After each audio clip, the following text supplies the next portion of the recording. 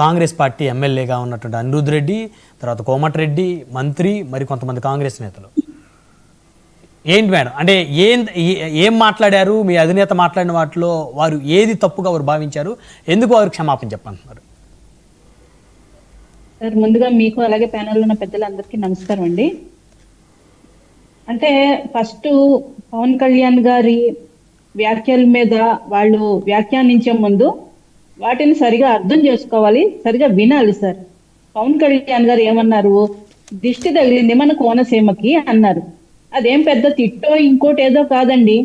అలా అని చెప్పి అవతల వాళ్ళ మీద హేట్రేట్ కూడా కాదు. ఇప్పుడు సపోజ్ ఇంట్లో పిల్లలకి నాన్న దిష్టి అమ్మ దిష్టి పోవాలని తీస్తుంటాం అంటే తల్లి తండ్రి వాళ్ళకి బిడ్డలకి చేటు చేయాలని అనుకుంటున్నట్ట. దిష్టి అనే దాన్ని మీరు ఎందుకు భూతద్దంలో చూపిస్తున్నారు? దిష్టి అన్నది అంటే ఒక ఇష్టంతోటో గౌరవంతోటో వాళ్ళ మీద ఉన్న ఇది ఒక ఉపమానం కింద వాడతారు సార్. అది దిష్టి అంటే దాన్ని పల్లె పదంలో గ్రామీణ భాషలో దిష్టి అని ఉపమానం కింద వాడుతూ ఉంటారు. దానికి ఎందుకు ఎంత చిలవలు పలవలు చేస్తున్నారు? మీకు తెలంగాణ రాష్ట్రంలో తీర్చాల్సిన సమస్యలు లేవా? మీరు ఎన్నికల్లో ఇచ్చిన హామీలు లేవా? మీ మీద వచ్చిన వివాదాలు లేవా?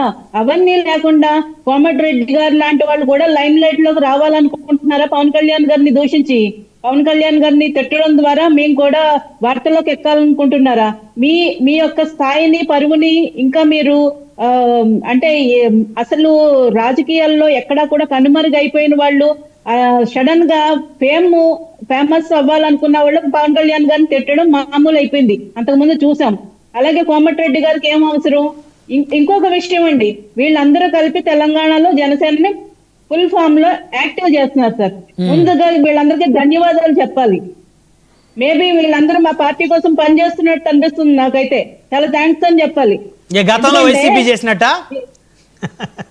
అంతే కదా సార్. ఇప్పుడు అసలు అక్కడ ఏమీ అనలేదు పవన్ కళ్యాణ్ గారు ఇదే పవన్ కళ్యాణ్ గారు మరి ప్రతి ఆంధ్ర మీటింగ్ లో, ప్రతి సభలో, ప్రతి బహిరంగ సభలో నా తెలంగాణ కోటి రతనాల వీణ అన్నారు. నేను ఉద్యమ స్ఫూర్తి పొందింది తెలంగాణ గడ్డ నుంచి అన్నారు. ప్రతి మీటింగ్ లో తెలంగాణ గురించి ఏదో ఒక మాట మాట్లాడతారు. ఆయన హృదయం నుంచి వచ్చే మాటలు అవి. మరి అప్పుడేమి మీకేమో ఎక్కడ రెస్పాండ్ అవ్వలేదు మీరు? ఈ రోజు ఆయన ఏమి అనలేదు తెలంగాణ ప్రజలకి అన్యాయం జరిగింది. ఆ అన్యాయం కోసం వాళ్ళు ఏదైతే నీళ్లు నిధులు నియామకాలు అని చెప్పి ఏదైతే ఒక స్లోగన్ తోటి తెచ్చుకున్నారో ఆ విధంగా రాజ్యాధికారం తెచ్చుకున్న వాళ్ళు కొంతమంది పాలకులకు మాత్రమే పరిమితం కాకుండా ఫలాలు ప్రజలందరికీ అందాలి, తెలంగాణ ప్రజలందరికీ ఆ ఫలాలు అందాలి, అందరూ బాగుండాలని పవన్ కళ్యాణ్ గారు కోరుకున్నారు. దానికి మీరు చెలవలు పలువులు చేస్తారేంటి? సినిమాలు ఆపుతారా? ఆపకుండా చూద్దాం.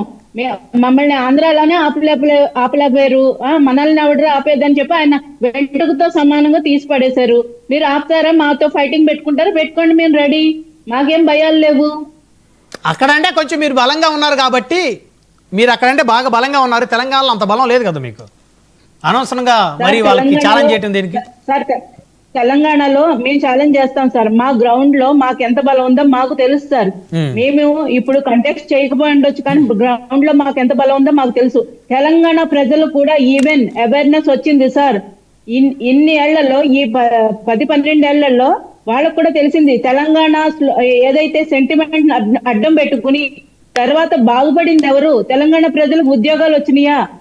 ఉద్యమకారులకు ఉద్యోగాలు వచ్చినాయా? మరి యూనివర్సిటీలో విద్యార్థులందరూ ఈ తెలంగాణ ఉద్యమంలో చనిపోయిన వాళ్ళు, గాయపడిన వాళ్ళు ఎంతమంది ఉన్నారు? వాళ్ళందరికీ ఏం జరిగింది? ఇప్పుడు ఇవన్నీ కూడా బయటకు వస్తాయి కదండి. తెలంగాణ ప్రజలు కూడా ఆలోచిస్తున్నారు. తెలంగాణ సెంటిమెంట్ అడ్డు పెట్టుకుని మీరు రాజకీయ లబ్ధి పొందుతున్నారు తప్ప ప్రజలకు ఏమీ చేయట్లేదు అన్న విషయం తెలంగాణ ప్రజలకు అర్థమైంది సార్. కాబట్టి దిష్టి అనే పదాన్ని తెలంగాణ ప్రజలు ఎవరు సీరియస్ గా పవన్ కళ్యాణ్ గారు ఏదో అనేసారని ఎవరు తీసుకోవట్లేదు సార్. వీళ్ళు మాత్రం రాజకీయంగా మైలేజ్ కోసం వాడుకుంటున్నారు అంతే.